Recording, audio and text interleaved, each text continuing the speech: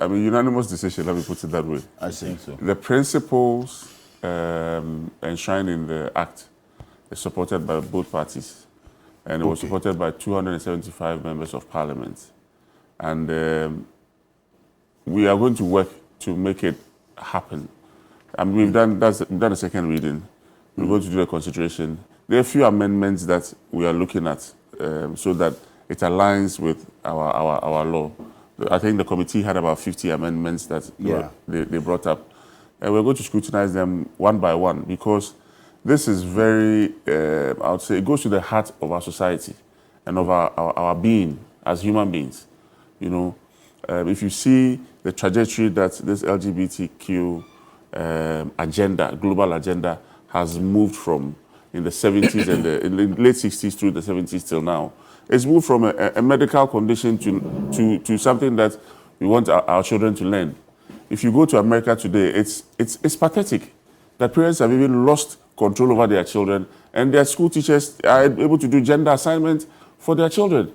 I mean, children that, I mean, when we were kids, we all used to play around.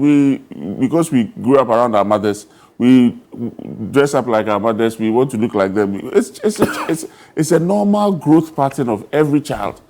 Doesn't mean that the child wants to do a gender assignment, or I feel that I'm a female and therefore as a child, my teacher takes me through the processes of reassigning my gender. In fact, today when you go to parts of America, you can't even call a man he. You have to say cisgender she or cisgender he. It's just pathetic. It doesn't even make sense. But this is the reality. And the movement is so strong. And I'm so happy. I'm just so happy. This week, I mean, the last 2 weeks I wasn't feeling too well. But this week I was so happy that I was there to witness that the Parliament of Ghana has taken a decision that is to say no to this movement that is coming through our society. So I needed your quick reaffirmation of the majority MPs also supporting this. In fact, it was a unanimous decision. 275. Yeah, 275. Okay. Because the speaker threw the question that he who is against should rise. But someone spoke. And nobody rose. So it's who's you're saying someone spoke against. Yeah, someone critique even the bill. No, I mean critiquing the bill doesn't mean that you are strongly. Yes, people critique the bill, you know, because I mean there are aspects of it that you have to manage well. So, for example, I know it's been taken care of. For example, like the intersex people and people born XXY with those chromosomal issues. It's there. It's been taken care of. But initially, the raw. Let me use the sense. The raw bill didn't take care of those issues. But today we've taken care of all those issues, and all those ones are there in the amendments. So it's fine. I mean, just as the two speakers have spoken, it tells you that this debate is deeper than what people think it is. It is not as superficial as people might want it to be, because it goes to the heart of our society. Firstly, just as my brother said, all religious bodies in Ghana abhor it. That's fine. As a society, a general society, we all abhor it. That's fine. In principle, as a parliament, we have agreed that we don't accept it. That's fine. However, just as Martin said, it doesn't mean that the fundamental human rights of Ghanaians should be truncated because somebody has identified as being gay. No. Just as he said, I mean, he's a better place to teach us as a lawyer. Because if somebody identifies as gay, it doesn't mean that he has committed the crime. The law is saying that it is when the person is caught in the act. But that has always been there under Section 104. It has always been there, so it's nothing new. Where some of us are supporting this bill and pushing for this bill is the promotion, that's where I disagree with my brother Martin. Because the promotion is a long-term agenda that we may not see the effects today. We might see the effects 20, 30 years down the line. When your child comes home and says that, Daddy, I think that God didn't put me in the body that I want. I think I want to change from a female to a male. Or I want to change from a male to a female. And therefore, I want to go through these processes of castration to become, chemical castration to become a male. People have gone to the extent of now saying that there's something called transabled, where people deliberately go blind because they want to be disabled. It is a mental illness. That is what the Ghana Psychiatric Association head told us in Parliament when it came to the committee. If you see the committee videos, he said it's a mental illness, just like pedophilia, just like other mental depression, bipolar, which we have been able, people have been able to, lobby and migrate from the structures of illness into what today we call mainstream or normality. But it's pure abnormality. It's something that can be treated in a different way. Many of the people that came to the committee, they gave people that were confident enough to come before the committee. Okay. If you look at their history, it is a learned behavior. So it's something that can be dealt with. So if it's a learned behavior, how do you stop that learned behavior? You nip it in the bud from the promotion level in the first place, so that it will not be there in our cartoons, it will not be there on our television, it will not be there in our newspapers. There will be no form of it that would make people learn about it. So for that, we must be firm on that one. When my brother talks about hypocrisy, in fact, it is true. However, I see it from the other perspective, that look, if you take sexual immorality, it is not just homosexuality. Yeah. Fornication is a form of sexual immorality. Yeah. However, we are not going after it. We are not saying that should be criminalized. I think that should be added to it, because the effects of fornication on families, on it should be added to it. You're going to collapse this economy. How would you collapse this economy? The scientific industry. You collapse this economy. My brother was talking about hypocrisy.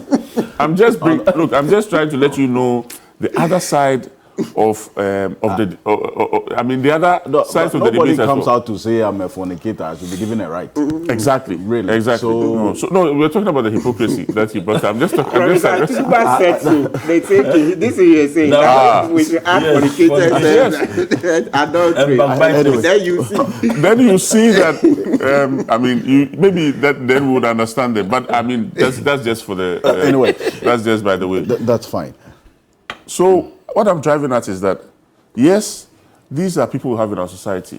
For me, the punitive measures that we brought in, I thought some of them were too harsh. 10 years in jail. I think it's too.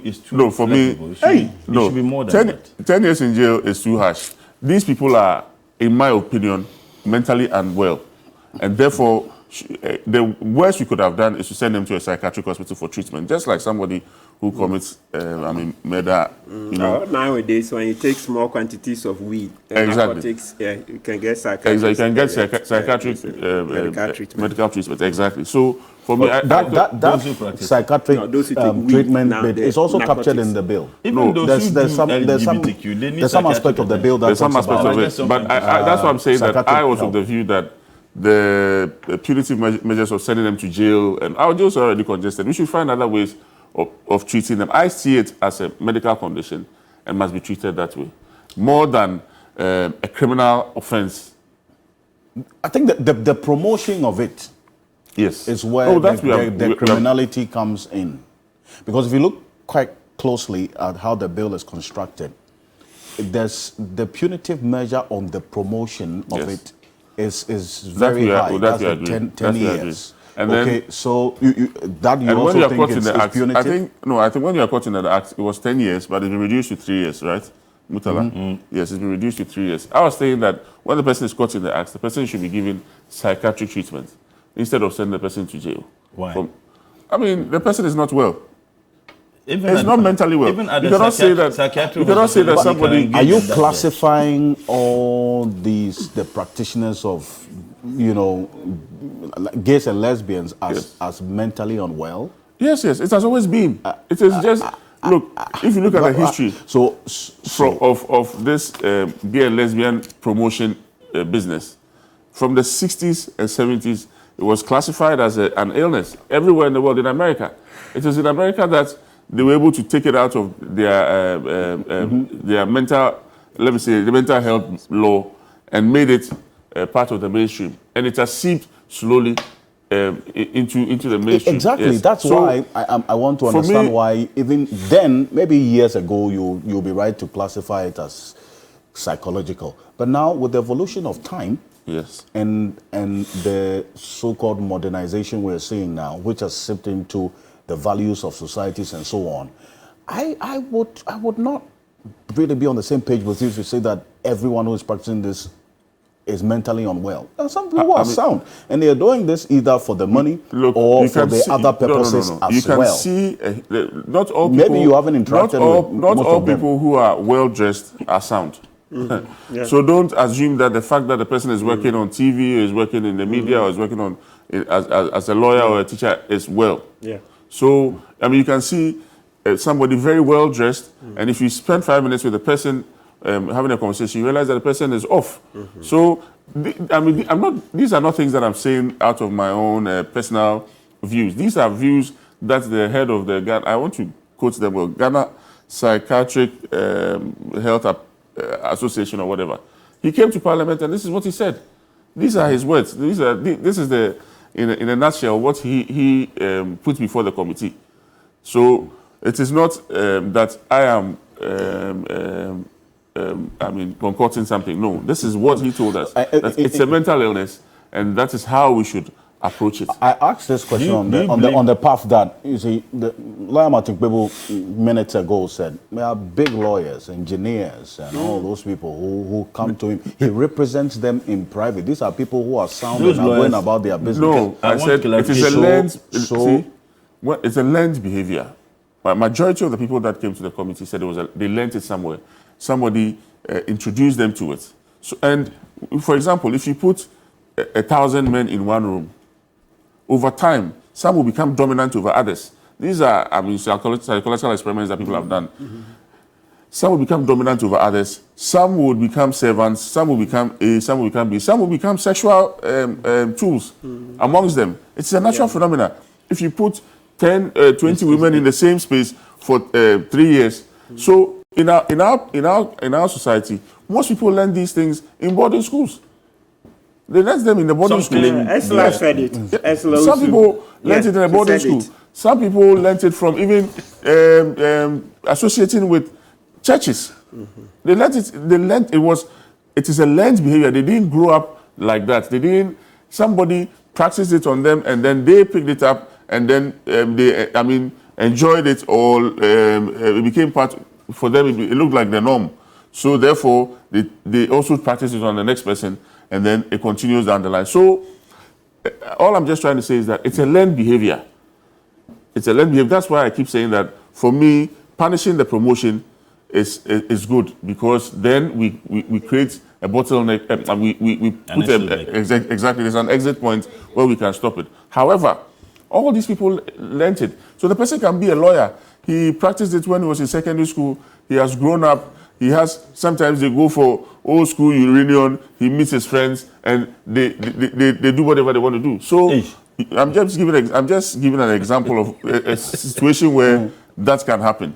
So that is it. And on the back of that doesn't make the person sound.